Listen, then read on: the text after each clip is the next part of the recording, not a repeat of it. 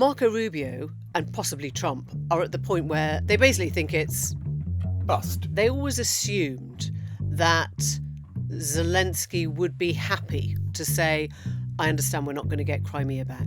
Let's move on to where we are. The fear of this not sticking means that America could really pull out and stop all security cooperation and make things even worse for Ukraine. There are no good offers in any of this. It is bloody whichever direction you look at it. We've issued a very explicit proposal to both the Russians and the Ukrainians, and it's time for them to either say yes or for the United States to walk away from this process. We've engaged in an extraordinary amount of diplomacy, of on-the-ground work. We've really tried to understand things from the perspective of both the Ukrainians and the Russians. What do Ukrainians care the most about? That's J.D. Vance. He's on the runway in Agra, in India, declaring that they put an enormous amount of time into the diplomacy of a peace plan that does not look like it's going to work. Does he really believe that asking Ukraine to cede Ukrainian land to Russia was ever going to be a runner? And if he did believe that, and he says he's optimistic, why on earth has Marco Rubio, the Secretary of State, and Steve Witkoff, the President's Special Envoy, pulled out of talks in London to discuss the way forward? Realistically, it sounds like America has no confidence that this is going to go anywhere at all. And who can blame the Ukrainians for that? Welcome to the News Agents. It's John. It's Emily. And yesterday we were getting quite excited about this big formal summit that David Lammy, the Foreign Secretary, was hosting in London. We were expecting Marco Rubio, we were expecting Steve Witkoff, the US Special Envoy on Russia, and I was calling around a few people, trying to work out where, what, when was happening. We tried to get ourselves invited into the room, which is something that we often do. And a surprise development, they said, thanks, but no thanks. We'll call you. And I touched base with the embassy and I said, can you just confirm, is Marco Rubio staying with you? And are there any press events that we can attend? This was about 11 o'clock yesterday morning. And unusually, I didn't get anything back. And this message was left hanging and I felt rather stupid. Maybe I'd got the wrong end of the stick. And then one of our producers, Rory, suddenly saw that the whole thing had been called off, that Marco Rubio, had pulled back from the trip, that Steve Witkoff was going to meet Putin but not coming via the UK. And we were left, I guess, with the only conclusion that made any sense, which is there is no peace plan imminent for Ukraine. But what has been briefed to a number of the newspapers this morning is that there was a US peace plan, not a ceasefire proposal. It kind of went almost like, don't worry about a ceasefire, we'll just go straight to the peace plan, with no confidence building steps in between. Right. And the peace plan essentially was, right, America, we are going to recognise Crimea as sovereign Russian territory. Russia, you can keep all the land that you've taken so far. Ukraine, you're going to suck it up. That was broadly the peace deal. And the major concession, huge breaking news concession from Russia was, we won't still claim land that we haven't yet taken.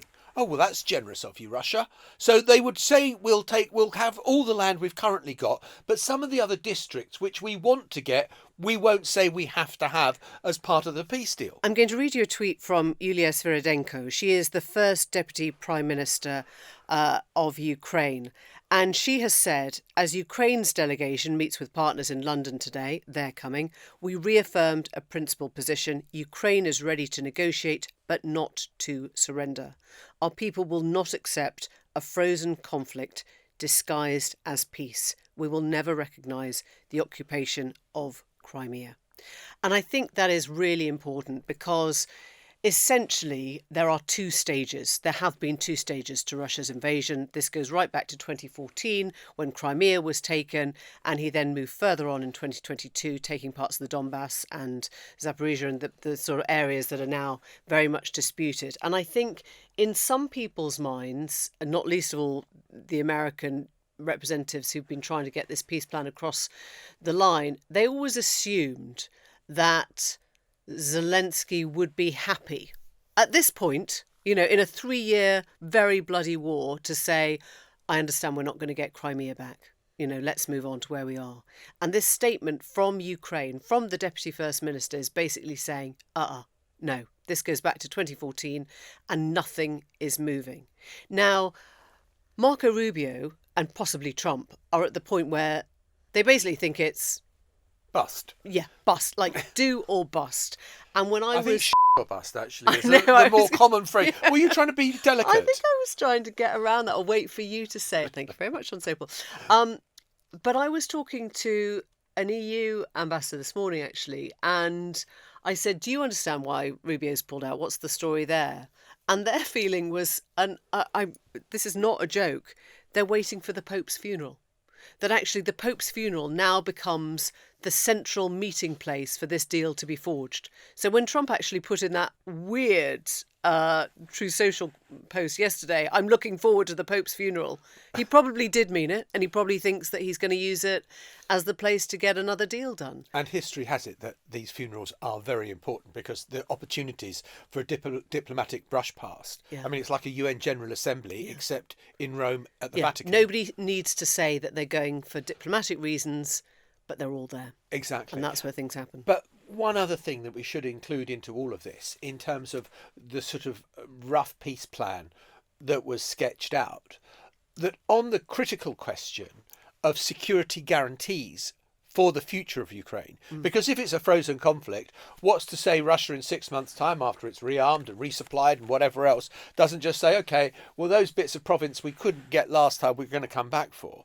On the question of the security guarantees to ensure that this frozen conflict remains frozen, there was next to nothing. There was ambiguity. And if European armed forces are going to be the ones who are meant to be providing that, you need American logistics support, you need American air cover, you need American help to achieve that. Yeah. And on that, the Americans have said next to nothing. So another reason why this thing stands next to no chance of getting off the ground. I suppose the only calculation from the Americans, if there is calculation in this, if it goes to the fear of this not sticking, means that America could really pull out and stop all security cooperation and make things even worse for Ukraine. Yeah. And therefore, bad as this deal is, it's better than the alternative. I mean, there are no good offers in any of this. Ukraine doesn't want to cede land. It doesn't want to surrender to Russia because it feels that Russia will just take even more. And it doesn't want to keep fighting a war it can't afford. It's trying to conscript young men and failing to, because no one wants to come forward. No one wants to fight in a war that's now not going to end. And so it is bloody whichever direction you look at it. Well, let's speak now to Sir Bill Browder. He's the CEO of Hermitage Capital Management. But more recently, he has been a human rights campaigner, activist, and for his troubles, very much in Vladimir Putin's crosshairs because of his support and advocacy for the Magnitsky Act, which tries to stop dirty Russian money being laundered through capitals like London and other places. And he's trying to call out the corruption that is rife within Russia. Yeah, and we're going to be talking about some of that frozen Russian money that is right now being held in vaults in Europe and why it's not being used to support Ukraine. But Bill, just tell us first of all your assessment of where we are now. I mean, is Rubio's not coming? Is that it? Well, in my opinion, and of course we don't really know what's going on in his head, but in my opinion, based on everything I can see and tell, there's not going to be a peace treaty. And so why should the Secretary of State show up to a meeting in which nothing gets accomplished? It looks to me like this whole idea of a forced capitulation of Ukraine by Donald Trump is just not going to work out. As much as Trump wants this war to end, the terms that he wants to end this war on are so offensive to the Ukrainians and the Europeans that I just don't see how that's going to happen. And I suspect that's why Marco Rubio has dropped out. Are you surprised to see Zelensky holding as firm as he is? Not at all. I mean, Zelensky has no choice. I mean, let's just look at the facts here. So 3 years ago, more than 3 years ago, Putin and Russia launched a war of aggression against Ukraine. It was an unprovoked war. And so Ukraine is doing nothing other than defending themselves. And in this war, Ukraine has done much, much better than anyone had ever imagined. And all of a sudden, after 3 years, and a lot of losses on the Ukrainian side, and even more losses on the Russian side, all of a sudden, Donald Trump is showing up and saying, "By the way, all the death that you've suffered, forget about it. Just give Russia what it wants." That's the effective message that Donald Trump is saying to the Ukrainians. And if Zelensky were to accept that, he would no longer be the president of his country. I don't think the Ukrainian people would allow him to carry on being the president. And so he's just acting in the national interests of Ukrainians. And of course, there's going to be big consequences for him to stand up to Trump, which is, and the main consequence is that the US will cut off military aid to Ukraine, probably cut off intelligence aid to Ukraine. And hopefully that's where it stops. My big fear is that the US in some way actually becomes allied with Russia, in which case we may see even worse things happen. But Zelensky has no choice but to reject this indecent proposal that the United States is making, or for trying to force Ukraine into making. I'd like to talk about the future Russian-US relationship, but why do you think Donald Trump thought that Zelensky would accept a peace treaty along these lines? Or do you think that Trump always knew he would refuse? America could say, well, we tried, and now we can get on with what we really want to do, which is a rapprochement with Russia. Well, I don't think that Donald Trump thinks ahead that much when he does these things. I think Donald Trump kind of comes up with really grandiose ideas in all different areas, throws everything against the wall and see what sticks. So he comes up with 145% tariffs on China. And of course, that's not going to happen. I mean, at the end of the day, unless he wants to completely ruin the US economy, that's not going to happen. And so eventually, there'll be some, much, much lower tariff. He comes up with this thing to deport Americans to foreign prisons. Of course, that's not going to happen. And he came up with this crazy idea that he was going to solve the war in one day by forcing Ukraine to capitulate, thinking that the US military aid, cutting off that aid would be the leverage to do that. And that's just not going to happen, because the Ukrainians have too much to lose by doing that. More to lose than losing the 40% of their military budget that they're getting from the US at the moment. And Bill, can you explain why Trump is so keen on this kind of new bargain with Russia, given that Russia's GDP is smaller than that of Italy? Well, it doesn't make any sense. So let's just look at all the basic facts. The United States people, the people of the United States, 90% of them think Putin is a villain. I would say something around 60% of the United States citizenry think that America should give more support to Ukraine. And then you move into the political world in Washington, and the vast majority of Republicans in the House of Representatives and in the Senate support Ukraine and hate Putin. And so it doesn't make sense from a national interest perspective. It doesn't make sense from a political perspective. And as you just mentioned, it doesn't make sense from an economic perspective. Russia is not a major economy. Russia is a very minor oil exporting economy. And so my previous job before being a human rights activist was as an investor. And I ran an investment fund. And we always said in the investment world, everybody always behaves rationally. And if something doesn't look rational on the surface, then it just means we don't have all the information. And that's the case with Donald Trump. We don't have the information to be able to determine why he's doing this. And people ask me all the time, why is he doing this? And I don't know the answer to that. All I know is he is doing this, and it has very, very negative consequences for the Ukrainians, for the Europeans, for the UK, and ultimately for the Americans. And so he's acting against all of his own interests, or I should say all of external interests. And he obviously has some personal interests which we don't know about. So let's imagine the scenario is that Rubio hasn't come because he thinks that there is no future for these peace talks. Do you sense that that's the end of it, or are we waiting for something else to happen that brings the players back to the table? I mean, Trump has made clear, and I think Putin's made clear, they'd both like Zelensky to go.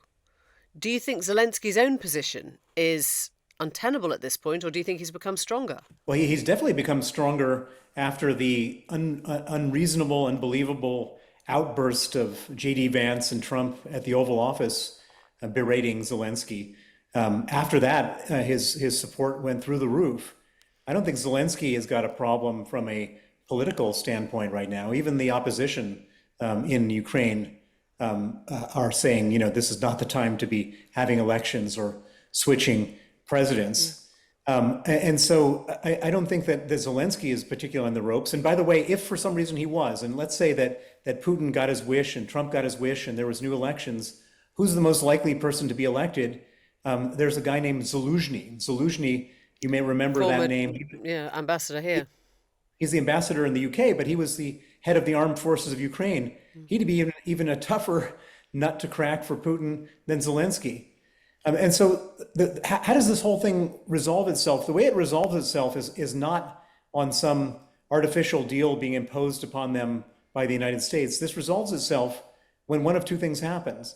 Either the Ukrainians get enough of a military advantage in some situation where Putin is forced to negotiate, or vice versa. If the Ukrainians or the Russians have a military advantage so devastating over Ukraine that they're forced to negotiate. But neither side has that decisive military advantage right now. And so it's not really in either side's interest to come to terms in this war. So the war goes on, is what you're saying. The war goes on. And by the way, that's exactly, Putin doesn't particularly want this war to end because he sees himself in a strong position right now. For the first time, the United States president is on his side. Why would he stop a war in these circumstances? And by the way, he's lost either through death or disability close to 1 million soldiers. Why would he sacrifice that to all of a sudden just abandon his aims? But Bill, you said a moment ago that one of the scenarios that could unfold is that America stops aid, it stops intelligence sharing, or even worse, I think you said. In that situation, then Ukraine will have to negotiate because Ukraine will not have the wherewithal to fight the war against Russia. And that will be the game changer that you talked about, where Ukraine is sort of so enfeebled that it has to go to the negotiating table. Well, I don't think that Ukraine is so enfeebled. So first of all, because of the weapons that were supplied by the Americans before Trump came in, they can run it out well out to the end of this year. Secondly, the Europeans and the UK have a strong interest in Ukraine not folding. Because if Ukraine folds, then Putin then makes his next move, which probably is on Estonia, Latvia, Lithuania, or Poland. And that becomes then a much bigger problem for Europe than what we have right now. And so in Europe and the UK, we have an interest in supporting Ukraine, and we are acting on that interest. We are giving Ukraine continued military aid, continued financial aid. And by the way, there's one other huge, what I will call a trump card here, or an anti-Trump card, which is that $300 billion of Russian central bank reserves have been frozen since the beginning of the war. And that money, which is mostly in Europe and the UK, can be confiscated and used to continue funding Ukraine. Yeah, but where is it? I mean, we've been talking about these frozen assets for years now. I mean, they're all sitting in a part of Brussels whilst everyone wrangles about what happens to them. Why aren't they using that? You know, I'm sure better than anyone, how difficult Ukraine is finding it now to get soldiers, to actually bring people to the front line. They're having to pay families, pay money to young men to sign up. And there isn't the will that there was. Where is that money now? Wasn't that what the Magnitsky Act was all about? Well, and the money has been frozen. The money is available to confiscate. The governments of the world, and I've been intimately, personally involved in advocating for this money to be taken away from Putin and given to Ukraine. And the response that we've always gotten is, well, it's complicated. There's legal issues. We need to find a way to do it. It's unprecedented. Maybe it'll upset the capital markets, et cetera, et cetera. And what I've said to them all along is none of those are good reasons. And there's a lot better reason to do it than not to do it, which is that if you don't do it, then we could end up facing a European war with Russia, which is a lot worse than how capital markets would view this, or whether there's going to be some sort of unsuccessful So legal who's not challenge by listening? Russia. Who's the stumbling block to this then? Well, Germany was the stumbling block pre Friedrich Merz, the new chancellor. France has been sort of sitting on the fence. The Christine Lagarde, the head of the European Central Bank, says, well, maybe this will upset the euro. Our government in the UK has been saying, well, we need to look at this carefully. We can't do this unless the Europeans do this. So what will happen, in my opinion, is the following, is that the US will stop funding Ukraine. I think that that's a very likely scenario. After that happens, then Europe says, oh my God, if Ukraine falls, we've got a huge problem. We better fund Ukraine. And then the question is, how do we fund Ukraine? Do we raise taxes? Well, we already know what the tightrope that Rachel Reeves is walking on, and I'm sure the same thing is true in France and Germany and so on and so forth. And so then the question is, well, where else could we get the money? Oh, wait a second, we've got a bunch of that Putin money sitting right there. And at that point, the economic financial necessity becomes so overwhelming that it ends up happening. That's how I see this thing playing itself out. One other point, Bill, and you painted a scarcely believable scenario, but when you think about it, it seems possible. That you said that you've got America essentially siding with Russia and Europe siding with Ukraine, and that the war could continue vaguely on that basis, where America is tacitly giving support to Russia and Europe is giving real support to Ukraine. There's an even worse scenario, which is that America gives real support to Russia. And what I mean by that is the scenario in which America starts leaning on Europe with, let's say, tariff threats if Europe continues to fund Ukraine. That's the kind of thing that I'm particularly worried about going forward. And so if America just steps back, I think that that's a manageable scenario. If America gets actively involved in using their sway, their influence, their economic power to force Europe to stop supporting Ukraine, then we're in a whole new world. Bill Browder, it's very sobering, but it's very good to talk to you. Thanks so much for joining us. Thank you very much indeed. Thank you. Well, I think the WhatsApp group you should be worried about is the one of his shadow Justice Secretary. And Mr. Speaker, the mask has slipped just 1 week before the elections because the shadow Justice Secretary is not here. A man who's doing everything he can to replace her.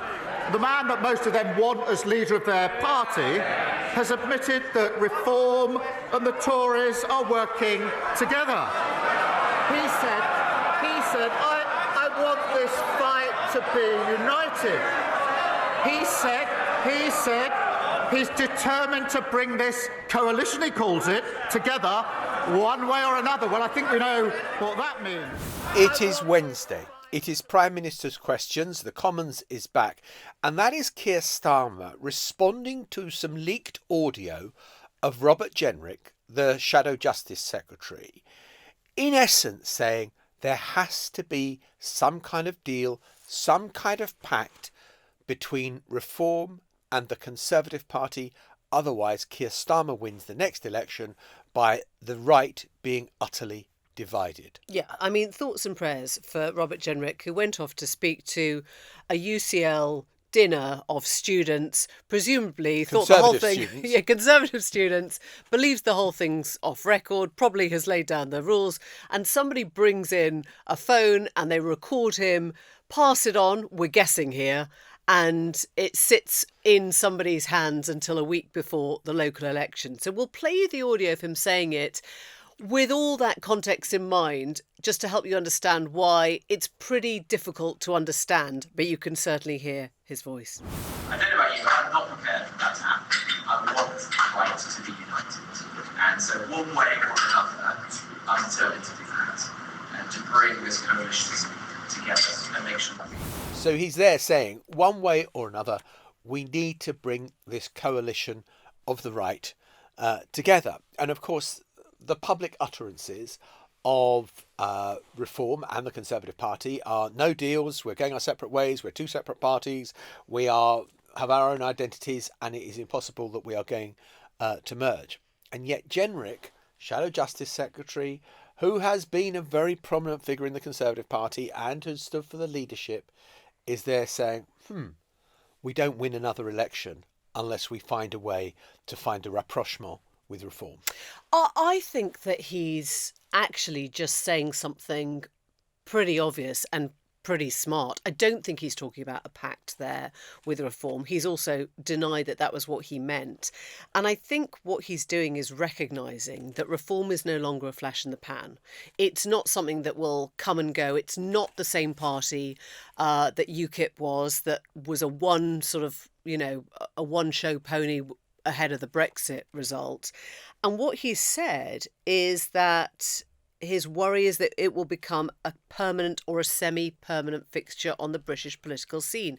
In other words, the Conservatives have got to find a way of not being up against them the whole time, which doesn't necessarily mean entering a pact. It means fighting the seats against Labour in places where reform isn't fighting those seats. But can you imagine the difficulty involved in drawing up an agreement whereby, essentially a non-aggression pact, whereby the Tories will stand down in 150 seats and let Reform have a run at it? That does sound like a pretty much a merged party, because you're then saying the Conservative Party is no longer a national party. It's a party that will fight in Tory strongholds, but will not fight in those areas where we think Reform is going to do. And presumably that means you would get behind the Reform candidate to beat Labour. I mean, what this is a function of is our voting system, which is our voting system was set up for two parties and maybe a minor third party, not three parties or possibly a four party, and if you include the Greens,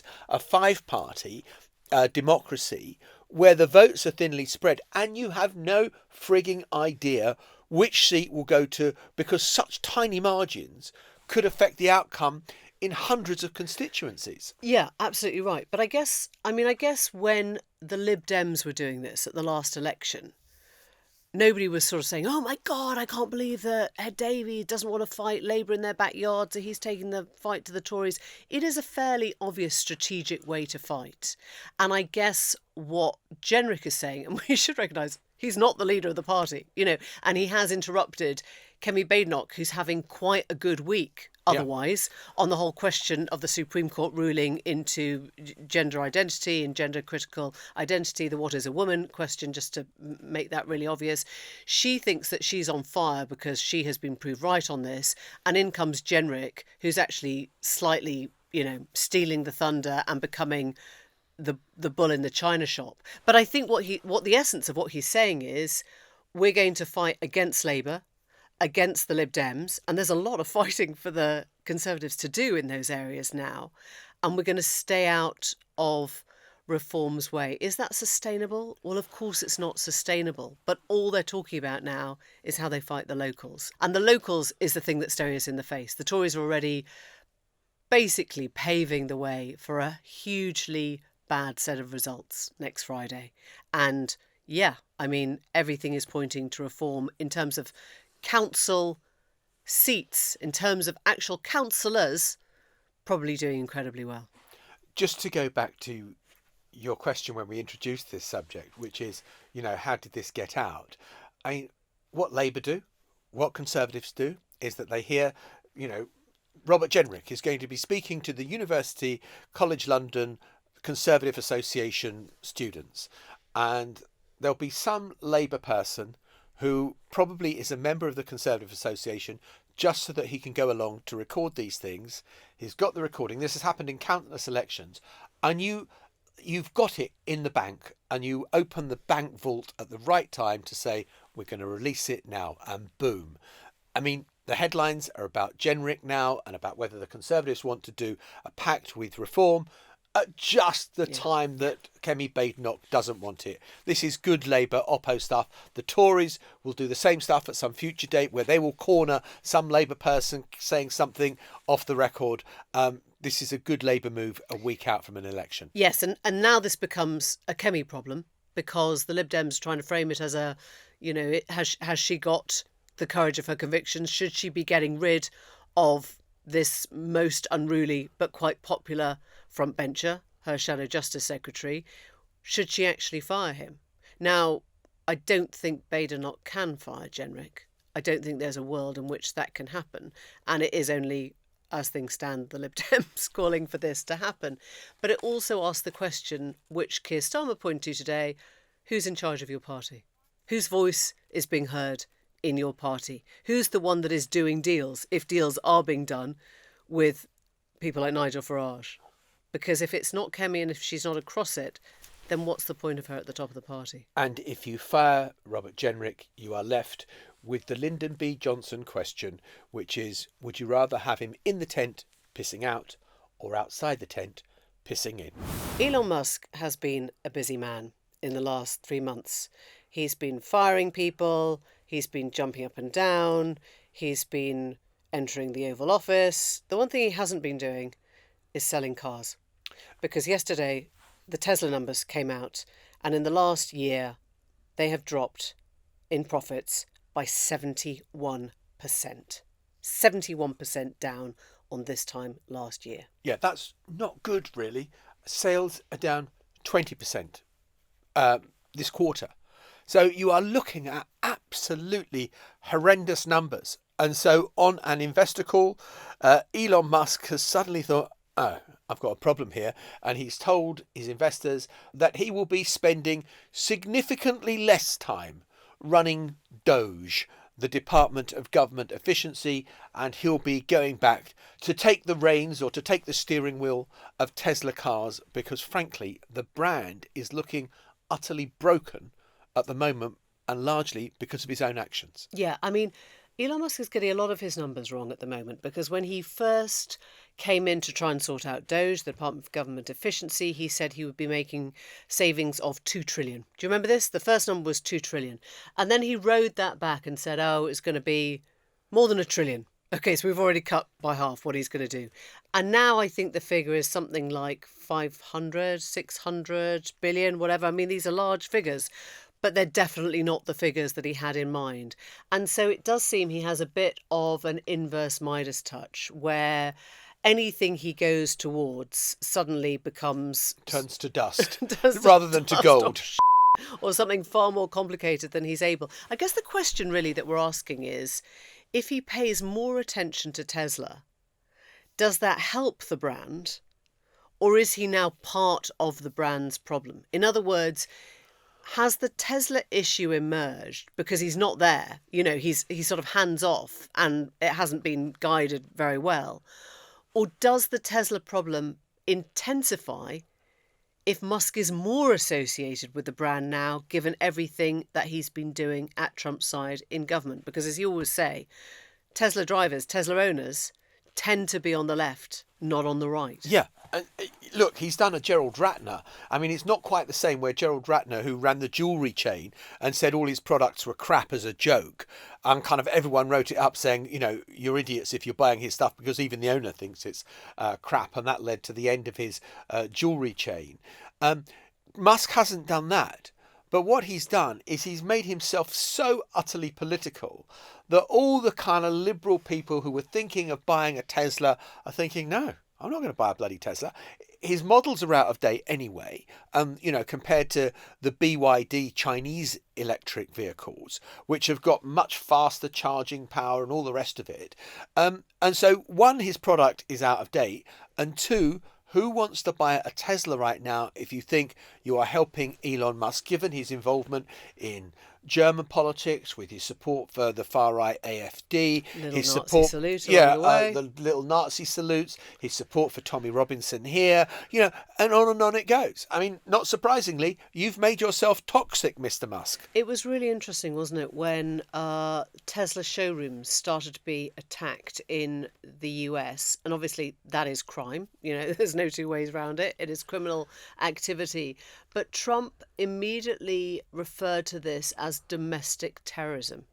Now, it's a fascinating choice of words, right? He doesn't call lone shooters domestic terrorists. He doesn't call white nationalists who go into schools and kill students domestic terrorists. But yet people who attacked Tesla showrooms were labelled domestic terrorists, which I think does point to exactly what you're talking about, which is the politicisation of the entire brand because of who Musk has now become. Yeah, and he also doesn't call people who protested on January the 6th and stormed the Capitol, domestic terrorists either. We're also going to have more on Trump's handling of the economy and the extraordinary events of the past few days and the U-turns and what have you. And also, how is it possible that Pete Hegseth is still the US Defence Secretary after more leaks and more chaos within the Pentagon? That's all on Newsagents USA. We'll see you tomorrow. Bye-bye. Bye for now. The Newsagents. This is a Global Player original podcast.